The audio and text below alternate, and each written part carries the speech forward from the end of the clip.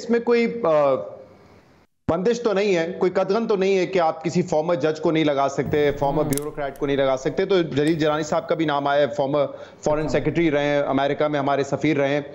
तो मेरे ख्याल से कोई मेरिट का जहाँ तक सवाल है वहां तक तो पूरा उतरते हैं। जो हालात हैं इस वक्त वो मईशत के हवाले से ज्यादा चैलेंजिंग है, इसलिए अगर कोई ऐसा शख्स हो जो मईशत को समझता हो तो वो शायद बेहतर निगरान वजीर आजम होगा। और हफीज शेख साहब का नाम इसलिए ज्यादा सूटेबल है क्योंकि गालिबन मैंने ये भी सुना है कि हफीज शेख साहब ने ये इनकार कर दिया है कि वो निगरान फाइनेंस मिनिस्टर नहीं बनेंगे, अगर वजीर आजम बनाया जाए तो वो बनेंगे। हाँ, मैंने ये सुना है, I don't know if it's confirmed.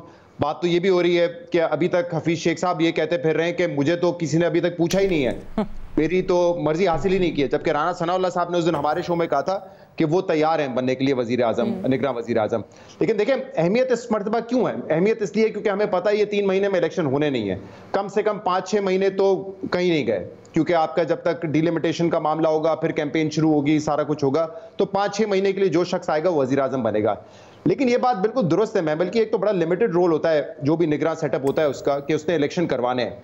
लेकिन साथ में आप ये देखें कि इस वक्त ये जो पीडीएम की हुकूमत गई है, पहले इमरान खान ने जो करना था वो किया और बाकी जो कसर थी वो इस पीडीएम हुकूमत ने पूरी कर दी है। यानी कि जो पूरी मुकम्मल सरेंडर जिसको आप कहते हैं ना, सिविलियन सुप्रीमेसी के दावे करते थे लेकिन सिविलियन के जो भी काम करने वाले थे वो मुकम्मल सरेंडर हो गए। और जैसे मैंने कहा, ये शुरुआत इमरान खान साहब ने की, एक बाकायदा इंस्टीट्यूशन का रोल उन्होंने फॉर्मलाइज करने की कोशिश की, लेकिन इस हुकूमत ने आके कानून साजी करके और बाकायदा उनको अहम जो माशी इशूज हैं उसमें भी इन्वॉल्व करके जो सिविलियन सुप्रीमेसी थी ना वो मुकम्मल सरेंडर कर दी है। आज हर कोई ये कहता है कि शहबाज शरीफ साहब ये हुकूमत अकेले नहीं चला रहे थे, ये हाइब्रिड 2.0 है। तो आप सोच लीजिए कि जो एक निगरान वजीर आजम होगा उस बेचारे के पास क्या पावर होगी, क्या इख्तियार होंगे।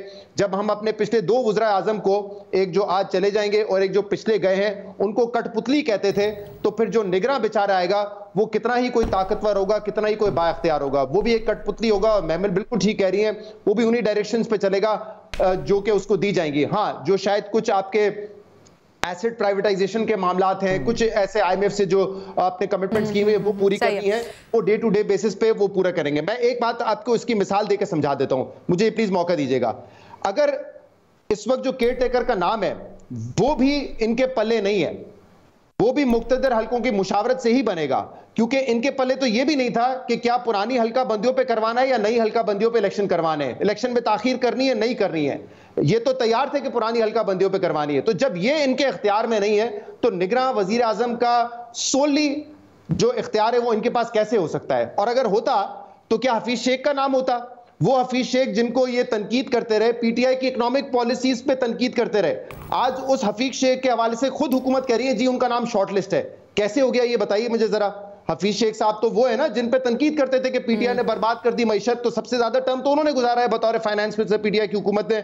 शौकत तरीन साहब 8-9 महीने रहे, असद उमर साहब 8-9 महीने रहे, तो उनके नाम पे कैसे लीडर ऑफ द ऑपोजिशन और लीडर ऑफ द हाउस गौर कर सकता है? तो कहीं ना कहीं से वो नाम आया होगा तभी उसको शॉर्ट लिस्ट कर दिया है। फवाद हसन फवाद अच्छी चॉइस है, लेकिन आपको पता है फवाद हसन फवाद का इस हुकूमत के बारे में क्या राय है? जरा सुन लीजिए निकाल के जो उन्होंने बातें की हैं कि जिस तरीके से इमरान खान की हुकूमत को लाया गया था उसी इस्टेब्लिशमेंट ने गिराकर इस हुकूमत को जो है वो थोपा है। तो ये फवाद हसन फवाद से आपकी राय है। तो मुझे तो लगता है कि ये जो इस वक्त फैसला है ये मुकम्मल तौर पे ना लीडर ऑफ द ऑपोजिशन के पास है ना लीडर ऑफ द हाउस के पास है।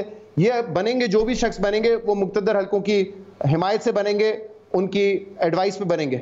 यहाँ पे भी जो बात हो रही है मैं ये कह रहा हूँ मुशावरत हो रही है और फैसला सोली इनके हाथ में नहीं है। ऐसा नहीं है कि बिल्कुल ही जो इनको डिक्टेट करा दिया जाएगा वो होगा। और मैंने मिसाल दे के आपको बताया कि आप मुझे बता दें क्या लॉजिक है कि नून लीग हफीज शेख का नाम देगी। कोई और लॉजिक आपको नजर आती है तो मुझे बता दें। मुझे तो यही पता है कि कहीं से और से नाम आया था। और by the way Imran Khan ने भी हफीज शेख को नहीं चुना था, जब उनको चूज कर लिया था बतौर फाइनेंस मिनिस्टर तो इमरान खान की पहली मुलाकात हुई थी हफीज शेख से। अब आप बता दीजिए कि उस वक्त जब बाजवा साहब की एस्टैब्लिशमेंट थी तो किसने नाम फ्लोट किया था, ये सबको पता है। तो इसीलिए मैं कह रहा हूं कि कुछ शवाहिद ऐसे हैं जिससे पता चल रहा है कि कुछ नाम वहां से आए हैं और मुशावरत से ही होगा, इनका सोली फैसला नहीं होगा। जैसे कि ये इनका फैसला नहीं था कि पुरानी मर्दमशुमारी पे कराना है। 15 जुलाई तक के सारे शॉट्स निकाल के देख लें, सब कह रहे थे पुरानी मर्दमशुमारी पे ही होंगे इलेक्शन, अब कह रहे नई मर्दमशुमारी पे होंगे। और जो बात कर रही है महमल बिल्कुल ठीक है कि इस मुल्क में कुछ भी हो सकता है, क्योंकि अब आइन की कोई अहमियत नहीं रही है, यहाँ पे अदालतों की कोई अहमियत नहीं रही है। और इसमें सिर्फ सियासतदान कसूरवार नहीं, हमारी अदालतें, हमारे चीफ जस्टिस, सब पे इसका ब्लेम जाता है। लेकिन कुछ चीजें अनप्रेसिडेंटेड हुई हैं जो तारीख में नहीं हुई थी। 2 असेंबलियां टूटी, गलत तरीके से टूटी, जिस तरीके से इमरान खान ने उनको अपने जाती मफाद के लिए तोड़ा, लेकिन फिर आईनी तौर पे 90 दिन में इलेक्शन होने चाहिए थे, सुप्रीम कोर्ट के कहने के मुताबिक भी नहीं हुए।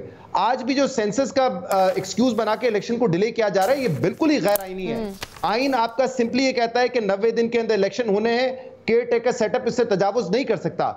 सेंसस का मामला भी हमने आइन में जाके सेटल किया था 2017-18 में, लेकिन फिर भी वो इतनी अहमियत नहीं है उसकी जितनी इसकी है कि इलेक्शन वक्त पर होने हैं, क्योंकि 98 में जो सेंसस हुआ था उसके अगले 10 साल बाद सेंसस होना था।